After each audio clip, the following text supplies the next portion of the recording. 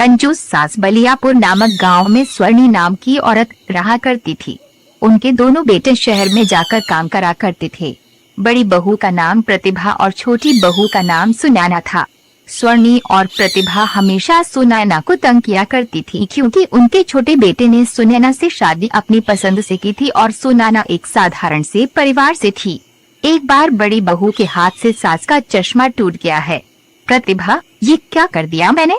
ये तो मां जी कल ही बनवा कर लाई थी। उनको को पता चलेगा तो बहुत गुस्सा होंगी। क्या करूं, क्या करूं? प्रतिभा बाहर काम कर रही सुनैना के पास गई और कहा, प्रतिभा सुनैना सुनो, माँ जी के कमरे से झूठे बर्तन ले आओ। सुनैना, ठीक है दीदी, अभी ये लाई। सुनैना जैसे ही माँ जी के कमरे में गई तो उसने देखा कि चश्मा नीचे टूटा हुआ है।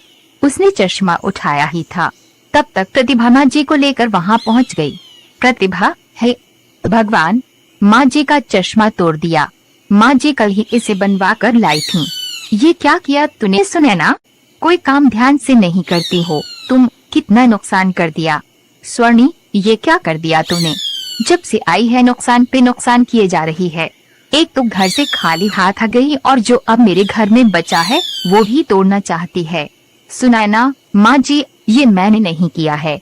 प्रतिभा दीदी ने मुझे बर्तन देने भेजा था तो मैंने देखा कि चश्मा टूटा हुआ नीचे गिरा है। प्रतिभा, तू क्या कहना चाहती कि मैंने तोड़ा है?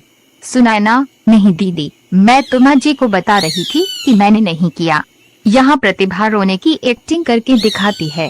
प्रतिभा, मेरी किस्मत देखो ना माँ जी, आपने देखा ना, आपके सामने मुझे गलत बना रही है।